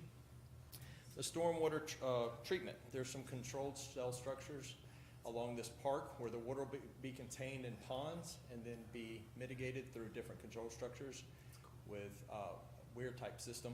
So we can take the boards off and let certain amounts of water through. And that water is held there so that it can be treated and then staged to mitigate the flood and also impact the lake quality of the adjacent Lake Howard. We'll have some high rain and flood storm mitigation control improvements. Again, that'll help us hold or retain some of that storm water. We've estimated that that's going to have impacts of about 1.5 feet of storm and flood mitigation control measures. There's the replacement of some aged out and failing infrastructure. There was an existing storm pipe that ran through that property. We've been able to abandon that pipe as it was failing and decomposing. The land converted will be used for beneficial public use. This is a measure of good stewardship. There's an old radio station there. We've also eliminated, we will be eliminating some of the signs in excess and some of the aged out signs in the existing park. So trying to eliminate some sign pollution and putting new, more minimized signs in there. Some other things the public may not notice is collaboration efforts that ensure success in delivering a true asset to the community and the environment. And also the pursuit that the arithmetic meets the public appetite for this park. Some of the things that park goers may notice is updated restroom facilities. If you don't mind, can you pause that?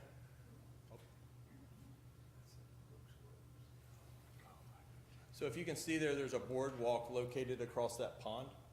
That boardwalk, if you were to travel from right to left on your screen, goes through a wetland area. So it's kind of a canopied scenic wetland portion that connects the existing park to the new park. Also, this is going to expand areas for natural habitation. People want to bird watch, check out the wildlife there, be able to enjoy that. There will be an expanded trail to the top of your screen. The trail you can see it meandering through the park there. It will provide connectivity to 21st Street and also to Lake Howard Drive. Unfortunately, I don't have a picture of this because it was just installed in the last week. There's going to be an homage to the railroad, so we were able to acquire some old unused CSX rail and also some switches. We had a fabricating company put that together in a unique design. It'll be implemented into the park for park goers to see and also to pay homage to the railroad. Also in the center of your screen, you'll see kind of a concrete area with a triangle tarpaulin over the top. That is a pavilion. That's going to be used for educational opportunities, environmental opportunities, presentation. Kids can go in there and dip out water, look at it under a microscope, launch a kayak from there. That's kind of a reserve location that you can make reservations to be able to access it. There'll be additional recreation opportunities, playground, fishing, hiking, also some health benefits that those can bring with them. And new to Winter Haven, I think this is the first for Winter Haven, also a first for East Polk County. We will have a 13-hole disc golf course. It's a unique design. We kind of brought in some disc golf experts and also some of our design team to work through that and walk through that in the field and make it a unique experience. I think everybody's going to enjoy that well. And then lastly, there'll be some pedestrian and traffic improvements. Those will exist along Lake Howard Drive and also along 21st Street. So with that, I will pass the microphone over to Ms. Bobby Watson to give you some additional Can I ask a updates on the question? Couple questions, I think. Sorry. In the center of this photograph or picture, it looks like a cave area underneath of that, or is it just the tree? Go back to the tree, the one tree that's kind of high after the trail, in the very back, yeah. Keep going, right there, under there. So that is part of, the trail kind of comes around through there and it beats to the right just a little bit. That area is gonna be sodded. This video was taken a couple weeks ago, so we're not at final completion yet. That's kind of a bare area. But that is actually, the trail will have some asphalt portions, some boardwalk portions, and just some natural, like small rock portions to give it a very natural environment. That will be one of the access points for them to walk out and access one of the tee boxes for the disc golf. If you want to see what one of those tee boxes look like, kind of center, yeah, there you go right there. That's one of the tee boxes. They would be throwing to the left of your screen to a basket that's hidden in those trees. And you can see also, I wanted to add in up at the top of the screen about the middle, those are some of those control structures. And then also down there just above that tee box, right there is a control structure as well for the stormwater management components. How often do we go through and pick up trash from the water, from the lake? I know in the past, the other portion of this park seems like, I mean, it's doing its job. We're trying to prevent the trash from going to the lake, but getting the trash picked up from these wetland areas, how often does that occur? I think it depends on the lake. For this application here, I know we're gonna monitor that. Those weir structures will collect that. So once it gets implemented, we'll see how the new control structures are gonna manage that, and then we'll adjust our staff accordingly to go out and address it. So, Mayor, add to that a little bit, you know, you get, and I think we've experienced this a lot this past spring, dry conditions, litter gets into the roads, it gets blown into the storm drains all flow to lakes, and you get a good, what I call a toad strangler of a storm, and it pushes water through there, and we get a big flush of litter. That's the purpose of these sites, is to capture that before it makes its way into a massive water bite like Lake Howard. We'll use park staff and natural resources staff and street staff as we see that, as we anticipate that, to go out and check those big areas that are where we have an actual control for it. South Lake Howard Nature Park, Lake Hartridge Nature Park has a really unique system there. Lake Howard dock in the alum system there, when we built that dock, we put in some new containment. And then we have some of those that are out where stormwater flows, and we know the one back behind Beef O'Brady's there that has a in-ground baffle system. You know, those present challenges when you get like what we had Friday night, over 2 inches of rain in an hour and a half. You know, they're gonna push a ton through there, and as we can get to them, you know, fortunately with these sites, it's somewhat contained. It's when it makes its way all the way out into a major body that we get kind of stuck. I would add too that with this park here, there will be 3 stages of that application. So if we were to get a heavy storm in the middle of the night and were to overrun one, it may be contained in the second, but it doesn't make it out to the lake. Conine's another one of those that has similar system. Thank you. Thank you. Good evening, Mayor and Commissioners. My name is Bobby Watson. I'm the Service Coordinator for Solid Waste. I'm here to talk about the new Northeast Customer Service Convenience Center, open on June 1st. It's located at 4001 Bannon Island Road in Haines City. So if anyone has ever had to take a trip out to the county landfill, you know that it's a little time consuming, and once you get there, it gets a little intimidating with, you know, driving around with the big trucks and the commercial trucks. This facility provides residents with a convenient local disposal center for household and bulk waste, as well as construction debris and tires. It makes it easier and safer for our residents to dispose of these materials without the long drive to the landfill and without the hassle of driving with the commercial trucks. The Customer Convenience Center was established as part of Polk County's ongoing commitment to reducing illegal dumping and keeping our communities clean and safe. By providing residents with an affordable and accessible disposal option, Polk County continues to invest in responsible waste management and environmental stewardship. The facility is open Monday through Friday, 9 a.m. to 3 p.m., and Saturdays from 9 a.m. to 1 p.m. It's for residential use only. No commercial vehicles will be allowed. Customers will unload their own material into the appropriate roll-off containers, so they'll just drive around and put their stuff in the roll-offs. Those roll-off containers will be transported to the North Central landfill on a daily basis. Because it's a pilot program, no cash will be accepted at this time, only credit and debit cards, and they will also accept Apple Pay. Disposal fees for residents will be $10 per carload or for pickup trucks, $18 for trailers under 6 feet, and $27 for trailers over 6 feet. We hope the residents of Winter Haven take advantage of the Polk County Customer Convenience Center and help keep the city that we love clean and beautiful. Thank you. So this is kind of a neat thing, I think, that, and like, big credit to Bobby. Bobby's the person when people's garbage doesn't get picked up. She's the happy person on the other end of the line getting yelled at, and does an amazing job for us. But if you've ever had to go out to the citizen drop site off of past Boswell Elementary coming into the north side of the landfill, you know, if you don't get there, if you're not there before the gates open, you're going to wait a while. For those in Winter Haven, this is a very convenient location, particularly if you're in eastern or northeastern Winter Haven, to get up there. Kind of a new transfer station of sorts that we hope our residents take advantage of. It's a pretty cheap, inexpensive way to do it. If you can get your stuff there, you're not putting it curbside, it's not sitting out, but it's just one more tool that they have to get rid of debris. Couple questions. How does that fee relate to going out to the main landfill? At the landfill, I believe they weigh. Yeah, you're gonna get, you're It's done going by way. weight, right. I think I think the minimum is 10 there, Okay. but you go across a scale system. They have a little small scale house.